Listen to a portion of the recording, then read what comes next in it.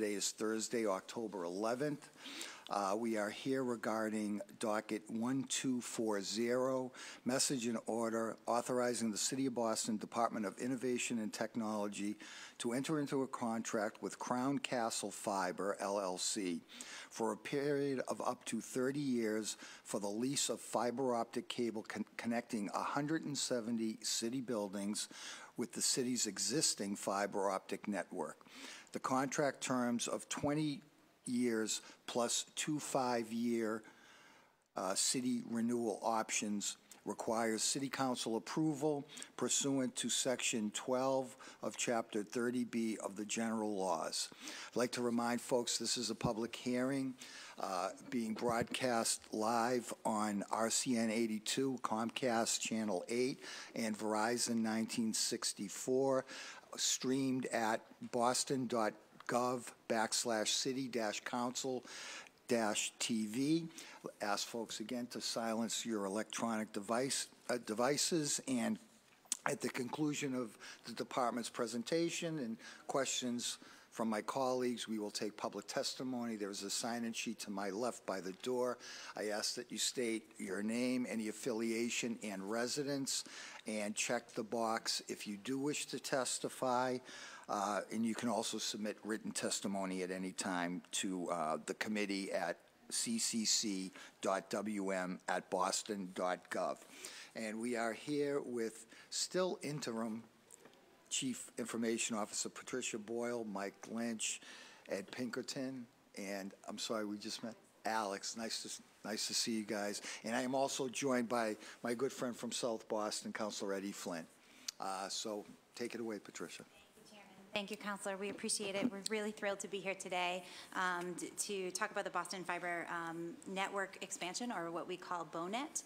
This $9.4 million investment is the city's fiber backbone, and we're excited to answer any questions that you might have about the expansion and discuss the project any further. Right. Patricia, correct me if I'm wrong, but sure. we kind of discussed this during the budget process as well, right? Yes. Yep. So it's pretty straightforward. It's a $10 million contract. Mm-hmm. You know, obviously, it's a long period of time, as many as 30 years.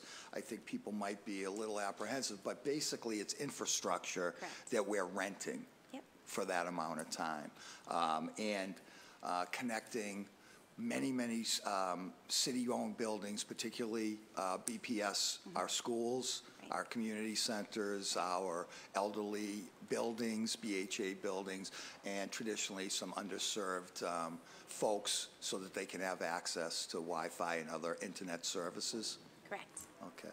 That's it. Just joined by my other friend from South Boston, colleague, at-large Councilor Michael Flaherty. Hi, Councilor. How you doing? Again, and we were supplied with a map, and this map shows all the connections. It does. Mike, do you want to talk a little bit about the? Yes, thank you, Mr. Chairman, councilors. The cover page map is really just sort of an illustration of the new buildings that will be connected. The green lines and the red lines there are the existing assets of this company, Crown Castle Fiber, and what they'll be using to connect us. This is not a construction project. This is a service contract, really. We're leasing, as the chairman said, and that's our intent here. This is kind of an attempt by us to just illustrate that this stuff, for the most part, already exists. They will have to do a little bit of construction to make some connections for us, but for the most part, it's in place, and we're using available assets. This is something that we have done for the last 10 years or so. As the council knows, through the existing BoNet, we had a cable franchise with Comcast. We acquired 130 sites connected. We, the city, actually manage and run the network. Members of the network team are right over here. And it is really a top shelf network. It runs voice, it runs cameras, it runs city data systems. Right. This expansion will bring us some of the applications that were brought to employees and to the public much closer, because we'll have built the backbone, the backhaul, to bring all that data back into our city network, and if necessary, out to the world via the internet. Right. So. Great. And Patricia, before we start the hearing, could you maybe elaborate a little on how far along our city is as compared to maybe other cities at this point, and where we want to actually go maybe to add to this accessibility. Sure, of course, thank you. Mayor Walsh has made it very clear that digital equity and connectivity for all residents in the city of Boston is crucial, particularly in 2018. This project is laying the infrastructure and separating us and allowing folks to what the future of technology and connectivity will be. So having a well-connected fiber infrastructure throughout the city of Boston that will provide good quality high-speed internet to every neighborhood in the city of Boston is crucial, and this is the infrastructure that will allow for that. Right. So we're really and just to excited. clarify what Mike said, it's not a construction project, so these lines are not going to be trenches all over our neighborhoods, right? Okay. Let me invite my colleagues to ask a few questions. Councilor Flynn. Thank you, Councilor Siomo, and thank you for your leadership on this issue. And to the panelists, thank you for improving technology in our city and making sure that technology upgrades reach everybody, all our residents across the city. I had a couple of questions, and I wanted to know what type of upgrade, what type of assistance will this have on people living in public housing? How will this project improve their internet services, and what can they expect? Thanks, Councilor. Thanks for the question. Actually, that works out well because this project started probably 4 years ago. Within the first 6 months, we had a request for information out. Within the first 6 months of this administration, we had a request for information out looking for the best way to do what we're doing here. Options existed. Hiring managed services is good. It's expensive. You're always on the hook and you're always paying. We looked at the possibility of actually constructing this network ourselves. Construction, particularly underground construction, is extraordinarily expensive in the city. It is somewhat cost prohibitive. This proved to be the best method going forward. When we did that, we specifically did it. Some of our major goals were to make sure that all of our schools get connected and our housing developments. I think with maybe the exception of 1 or 2, every family and senior development in the city will be connected. That connection will be used for the obvious things, used by the Housing Authority for its administrative purpose, security for the systems, CCTV, stuff like that, as well as, I think, an explosion probably in wicket-free Wi-Fi in common areas and of use. Most of the larger elderly developments and the family developments have some sort of a common room where internet access is given to them and they have some resources. But connectivity is always an issue in the Housing Authority, and this will, I think, close that gap. Thank you for that answer. Just as a follow-up, I represent a lot of people in public housing, and I'm interested in that subject.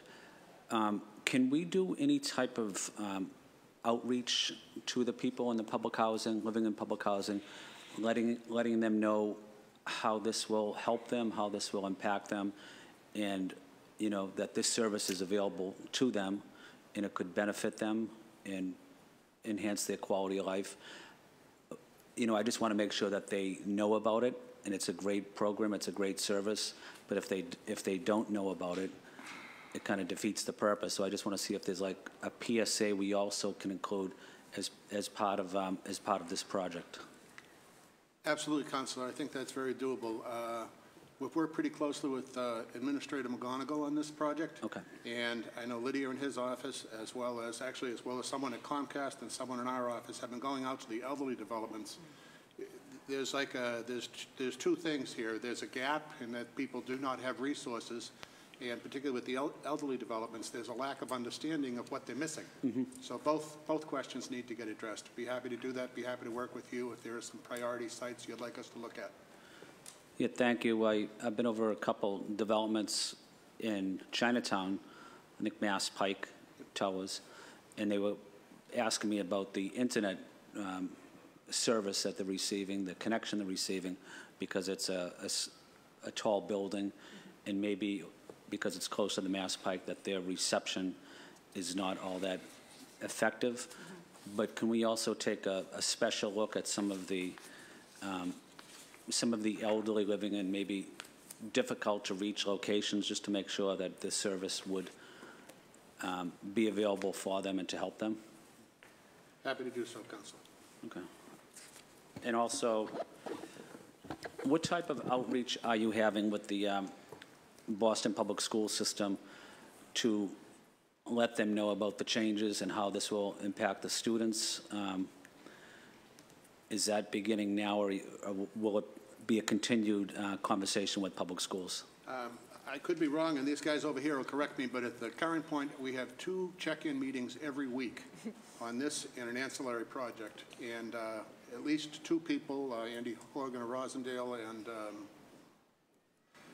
Eddie Avanon, are actively involved from the school department on this project. They're fully engaged. So We're working very closely so that they have an understanding of what the impact would be for the users and also the actual build. No, I appreciate you taking my questions, and if there's anything I can do to be helpful, I think it's a great project. I'd be glad to help in any way possible, but again, just want to say thank you for your leadership and support on this issue. Thanks, Councilor. thank you. Thanks, Councilor Flynn. Your vote will help. Councilor Flaherty. Thank you, Mr. Chairman. So I think it speaks for itself. We're in a global economy, making sure that our students and our residents are up to par with technology, and particularly on the fiber optic stuff.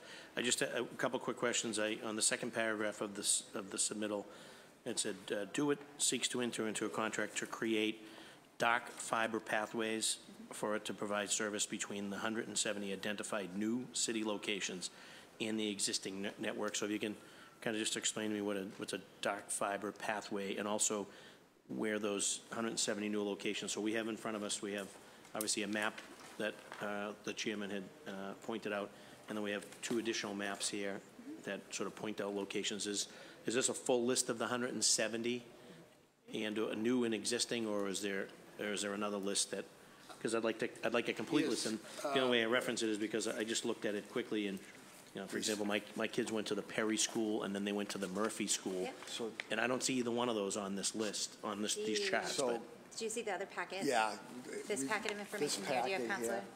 If you turn to page, It has every 5? location. Okay. it starts with the listed locations. by- On page by 6, zip it gives, code. by zip code, it gives the Okay. locations. So is it fair to say that every Boston public school is part of this? Yes. Right?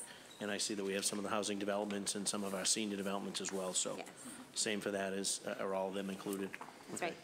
Great. And then if you could just tell me what's a dark fiber pathway, just so Sure. I'm educated on Yes, on this certainly. stuff. And you mentioned the Perry School. The Perry School is already connected. We're actually going to strengthen that connection because it's a little bit weak. And Great. it's also a launching site for wicked-free Wi-Fi along the M Street area there as well. Well, probably a fancy way to say it, the pathway for dark fiber, but what we're leasing here from Synesis, or Crown Castle Fiber is the new name of the company, is the fiber itself. The city, through this department and the network team behind you, Councilor, will install the equipment and manage the network as it currently does for the 130 buildings that are already on our network. It's a proven practice. It works well in the city. It is cost effective. I think we've connected 130 plus buildings for 10 years now. And those 130 buildings that are already connected includes every firehouse, every police station, every library, and all of the high schools. So And then when we're installing sort of the new, are we pulling out the old stuff? Are we swapping it out, or are we just feeding it into the same tube, if you will?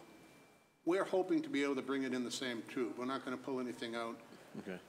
There's always something going on outside. A tree falls, a construction project cuts some fiber, something happened. It's always nice to have a backup opportunity in-house. So we're not pulling anything out, we're adding new. Okay. Very good. And then with respect to like the FiOS piece, is this anywhere, doesn't interrupt that or push that down the road at all, right?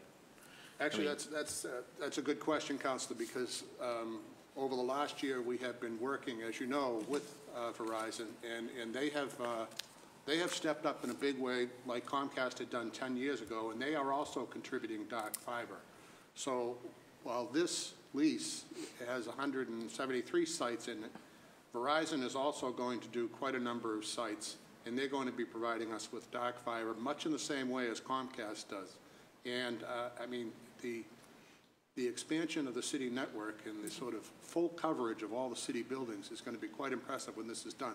It'll take a few years, but between this project and Verizon, a lot is getting done over the next 2 years, an awful lot. And then with respect, same sort of wavelength, I guess, and we're seeing it a lot, particularly on the video surveillance cameras around the cannabis stuff, but also around development and mitigation. A lot of folks are putting in surveillance cameras that actually there's a direct tie-in to the Boston Police Department. So like when a private project comes forward, should we be encouraging them to install sort of dark fiber pathways so that we can, like, is there something that we, I guess, can do at the council level when we're faced with, you know, development projects in our respective communities? I represent the whole city, but, you know, say, for example, Chairman Siomo or Council Flynn, whether it's Chinatown or it's in Brighton or whatever, and you have a big project going on, would it behoove them to sort of say, hey, what's your dark fiber pathway plan, because we'd love for you to put it in and we could tap into it?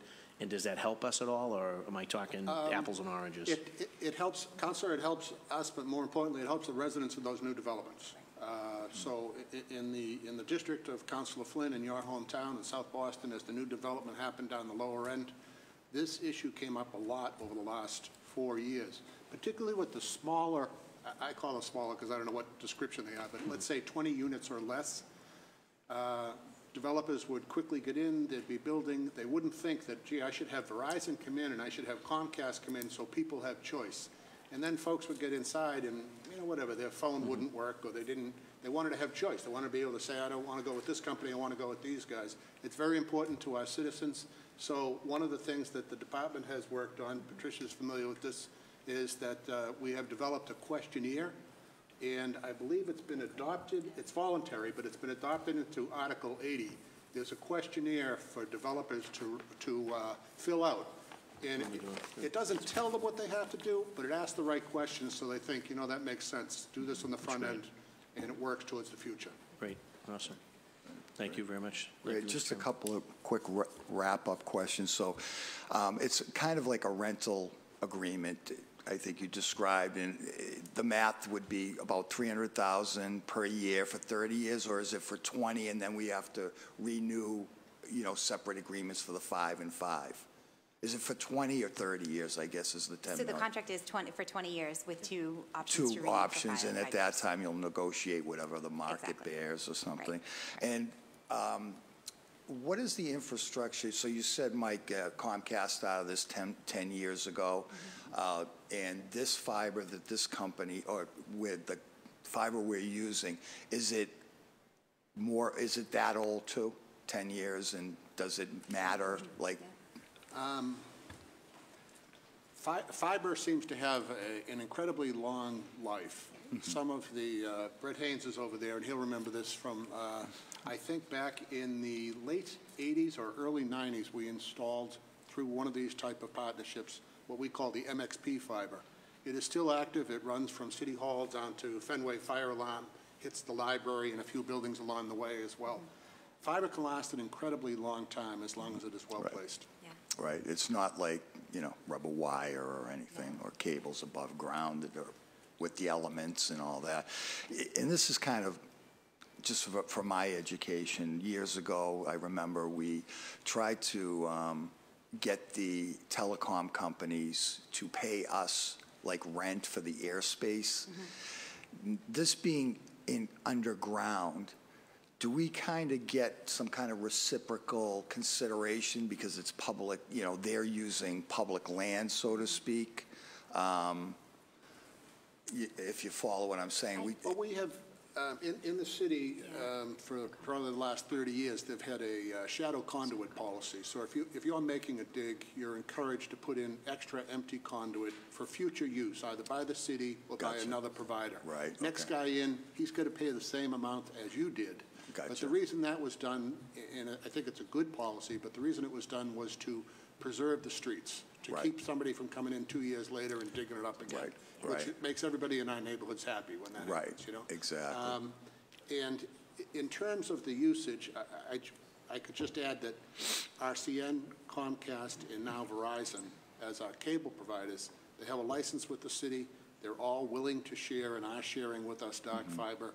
It is, it doesn't come at a direct cost. It was negotiated as part of the license, but it comes at tremendous benefit. Great, yeah, I think so, and this expansion is needed, and, you know, we look forward to it. So I want to thank you, Patricia, Mike, Ed, Alex, for your testimony. Guys, yeah. Go ahead. Yeah, I was just going to ask one more question. I know I highlighted the public housing areas, but, and I know you're doing a lot of work in our public library system as well. We do see a lot of elderly using our branch libraries. A lot of them are new to the computer also, but can we also have a PSA program for the elderly that do use the library, how this would impact them, how this would benefit them, and maybe do a partnership with, you know, David Leonard in making computer access to the elderly kind of a top priority as well. Give them the opportunity to, it might be a little bit outside of your box, but could we introduce some people that don't know how to use the computer as well, give them the option of, you know, exploring how to do it, how to take courses, and teaming up with the library and teaming up with our office might be helpful to some of the elderly people. Absolutely, Councilor. We work very closely with David and his team right now on a number of partnerships on how we can get folks more trained, whether cross-generational, and partners like ours, like Technology Goes Home, works very closely with the elderly population. So we can communicate some of the programs that are existing to you, as well as your residents, and also continue to take into consideration other programs to expand that opportunity. Yeah, I think that would be helpful, and if we also can communicate that same message in, you know, Cantonese and Mandarin, and in Spanish.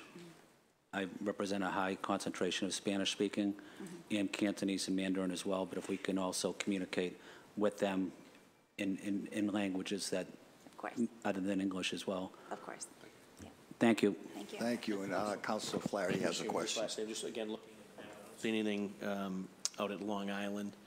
We got big plans for Long Island. Not sure whether or not that's on your radar at all to when the bridge is up, right? It is. I thought that question might come up, I was wondering, right? As it turns out, there is an underground cable fiber out is. to the island right now. I believe that's a Verizon line. Interesting. Anything that the city would deploy would be deployed when plans are built. Okay. That's why this is an 18 to 24 year Oh, it is, okay. rollout, so we figured that would go in front of that. Right. And I think also we have a line of sight that used to go to Meeting House Hill. I'm not sure if that still works, but that was working for Moon and Long Island as well. I thought it was more like an 18-month to 24 months, so I want to make sure you catch that. We appreciate that. So we yes. get plenty of time on the clock, I guess, and, okay, very good. Thank you, Mr. Chairman. Great. Well, thanks again for your testimony today. I'll be recommending passage on Wednesday. And as it pertains to docket 1240, this hearing is adjourned.